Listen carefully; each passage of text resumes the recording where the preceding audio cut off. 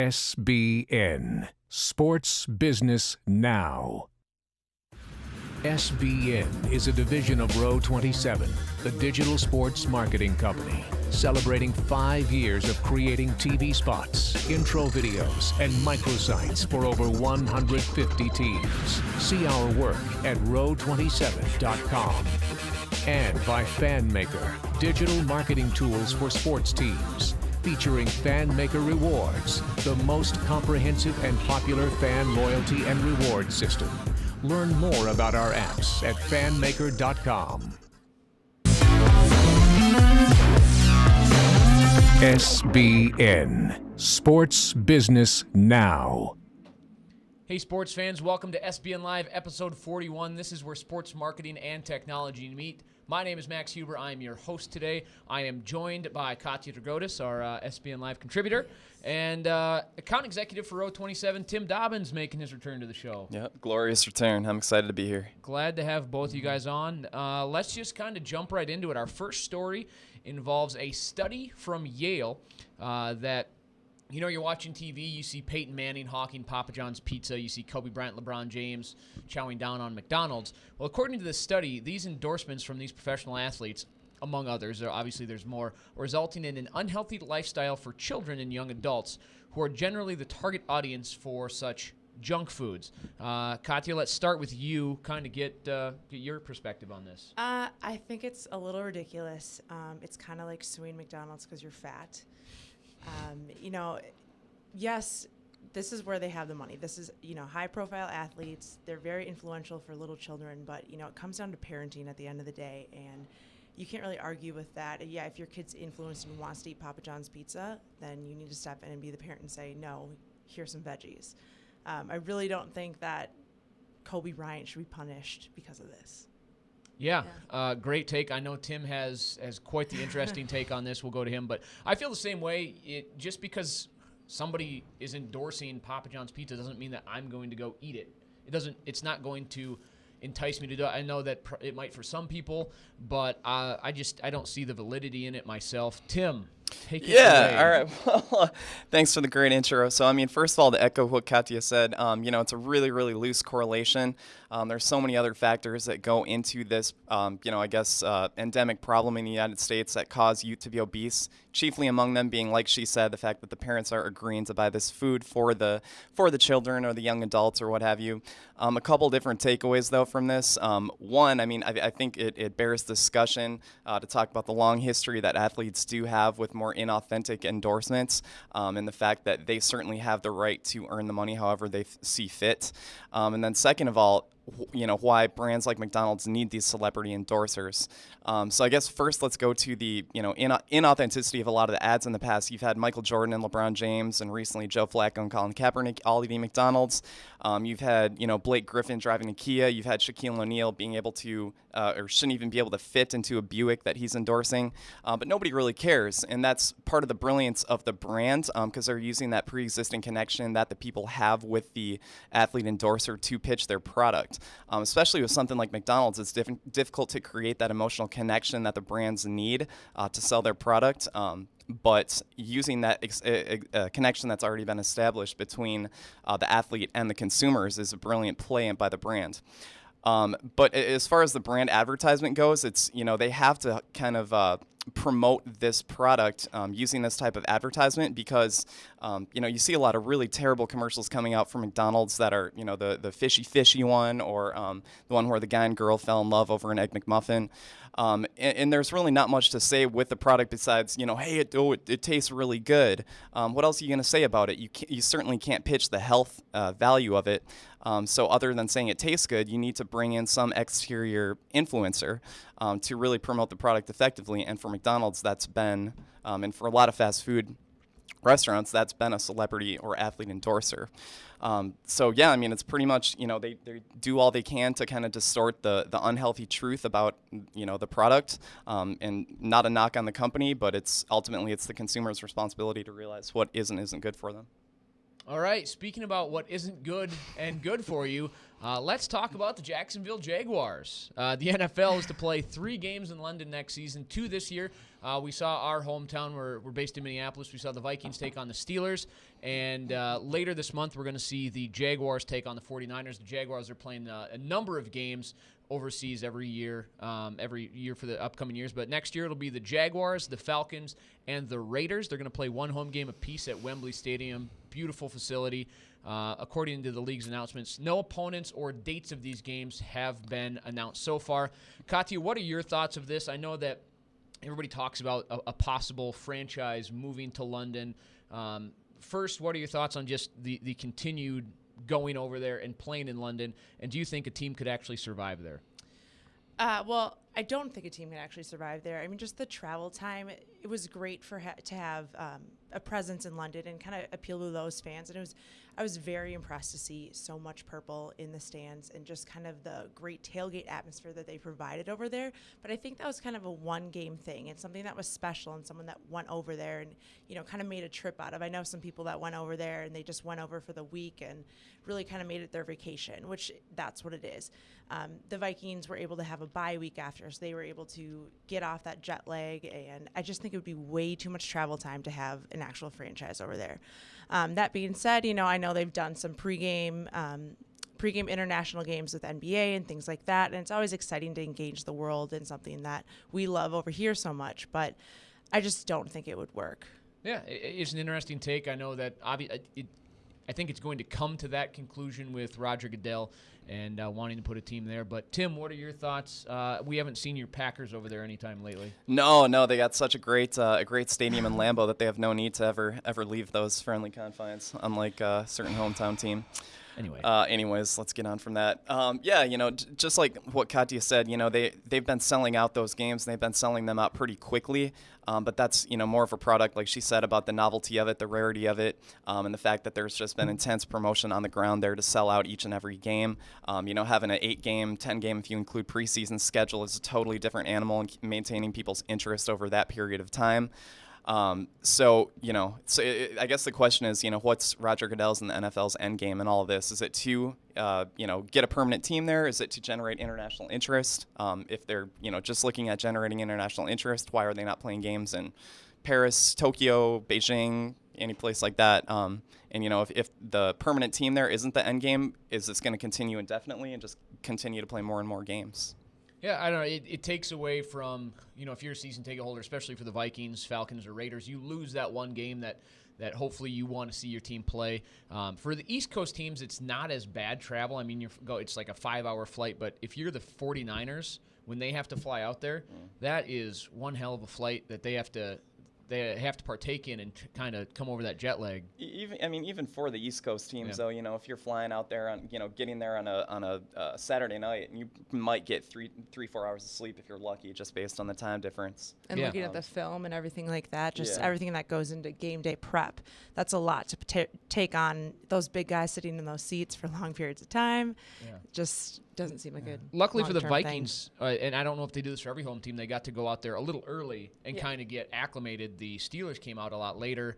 It's just interesting to see how it'll go. I'm kind of with you guys. I don't think that a permanent presence there is the best idea. I like the novelty of it, but like Tim brought up, it's spread out the wealth. Go to some other places and see what kind of reaction. I hear LA wants a team.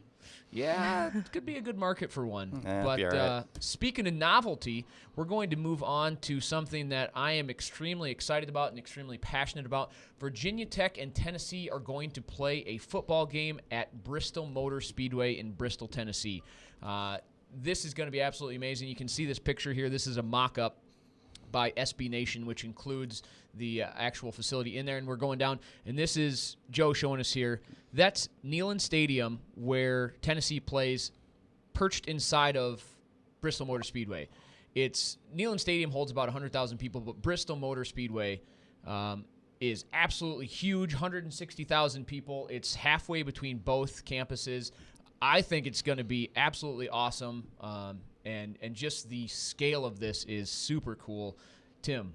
Yeah, that picture was pretty intense. I hadn't seen that before. I think obviously it'll present some issues with, especially kind of in the end zone areas.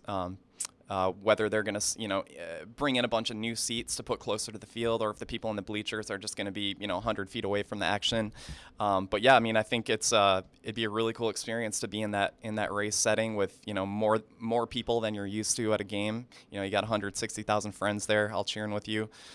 So yeah, I think it'd be a really neat experience to be there. Yeah, and it's been in works for a long time. The owners of Bristol Motor Speedway have wanted to put this on, so I'm really excited. Katia, what are your thoughts about it? Yeah, I think it's a really cool experience. Again, a novelty opportunity, kind of like playing overseas.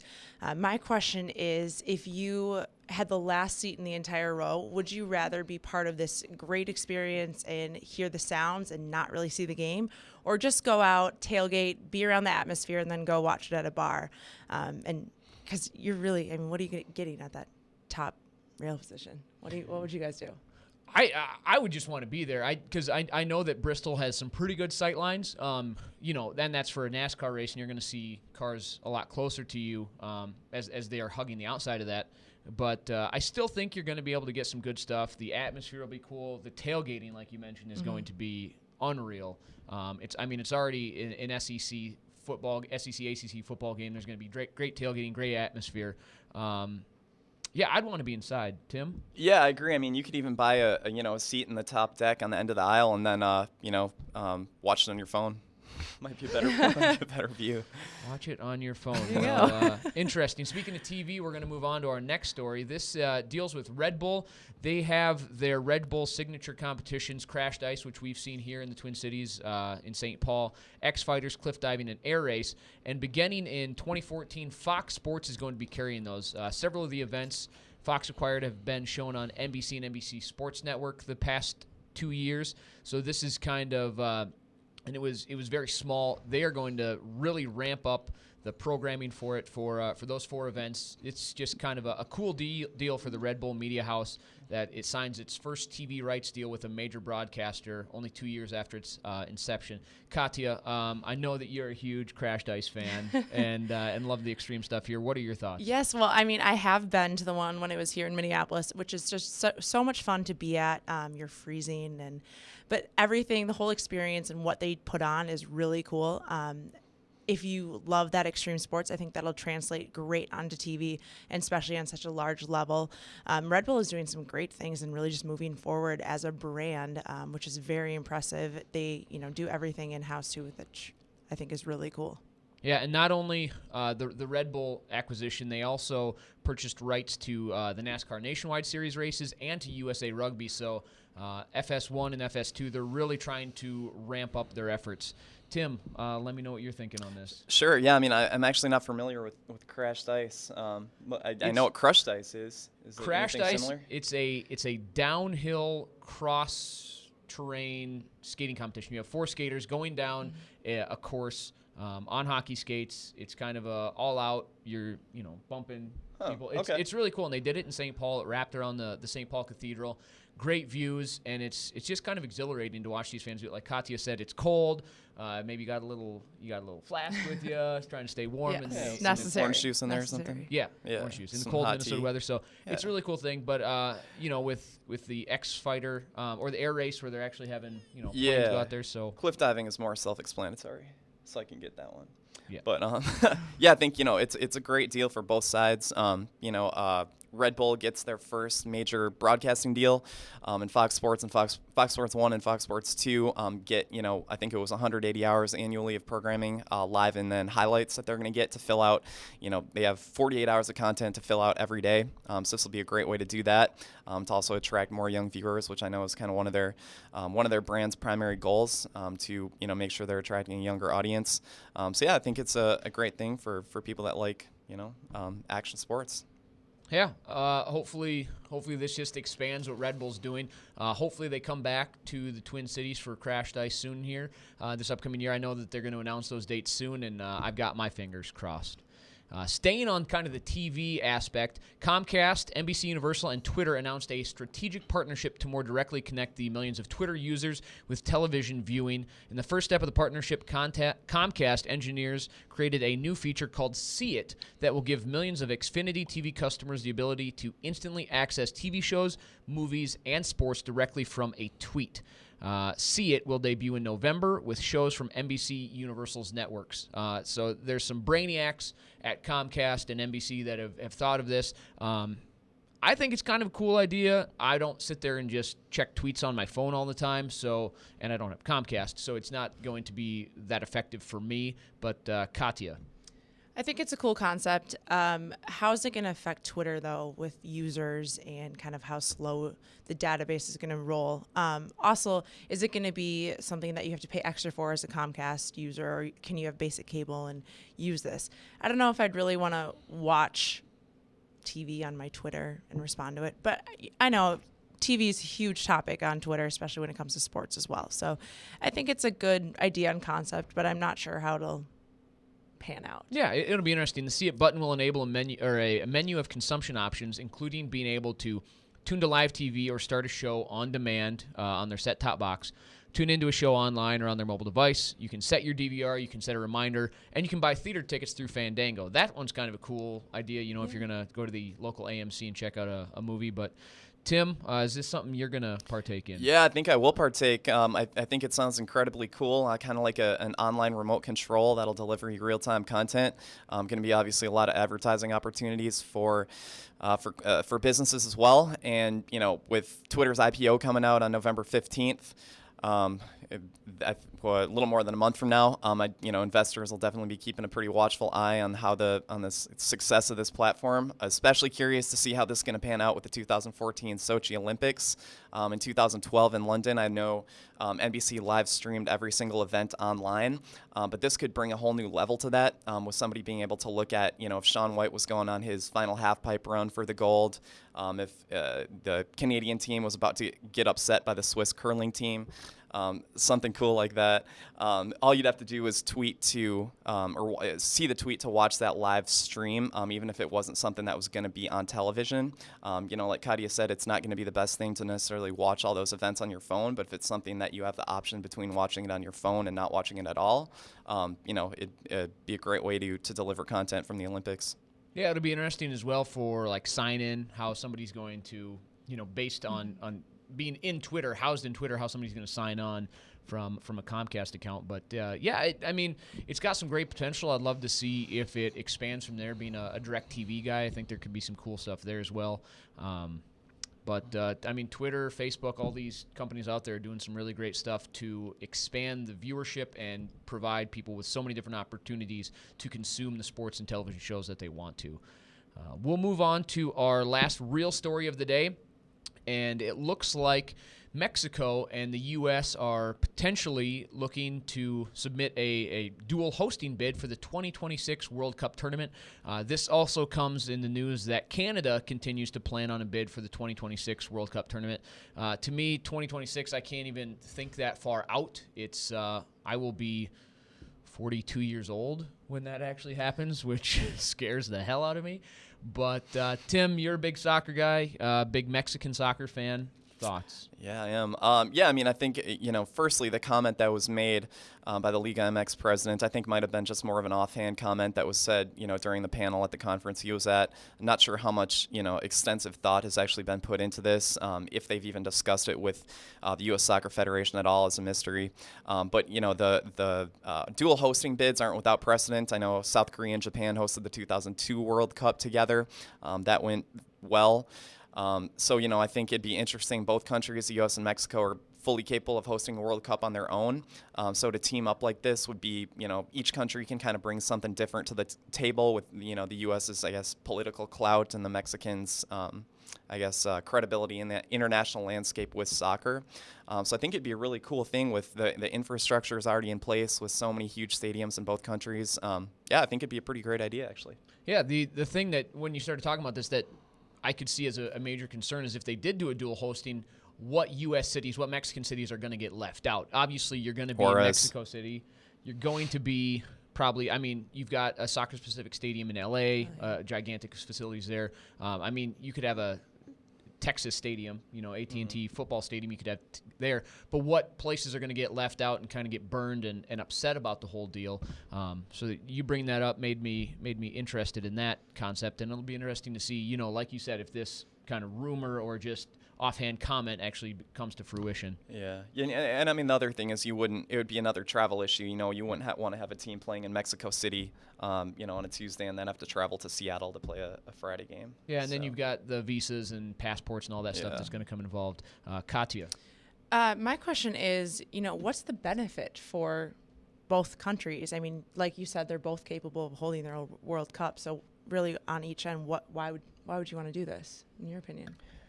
Yeah, I mean, I guess it would be, the ease of providing all the stadiums that are already in place could potentially make it a little bit easier with submitting the bid, saying, hey, we already have, 15 stadiums in place that are fully capable of hosting a number of games. And, it could be different if they were looking at like a secondary or tertiary United States city, like, say, St. Louis or something. In comparison to Monterey. So, it could be something that, would increase the likelihood of their bid getting accepted, saying the infrastructure is already in place with city A, B, C, and D. Other than that, I'm not exactly sure. I mean, could there be conflict that would come between the two countries with creating the details with this? I think that's a big question, and especially a marquee game, right? If there's a marquee game, they're going to want to host it here. They're going to host it there. At least if they did a dual one, you'd get so many more people involved that are going to get to see a live game, that are going to come through the gate. But you do bring up a good point on that, Katia. I know in the 2002 one, it was kind of in name. Seoul was the host. South Korea was the host. Then they used Japan kind of as an auxiliary site. But yeah, South Korea definitely led that bid. Any other thoughts on the story? Oh, no, not right now. Okay, perfect. Well, it'll be interesting to see where that goes. And like I said, Canada's throwing their hat in the ring.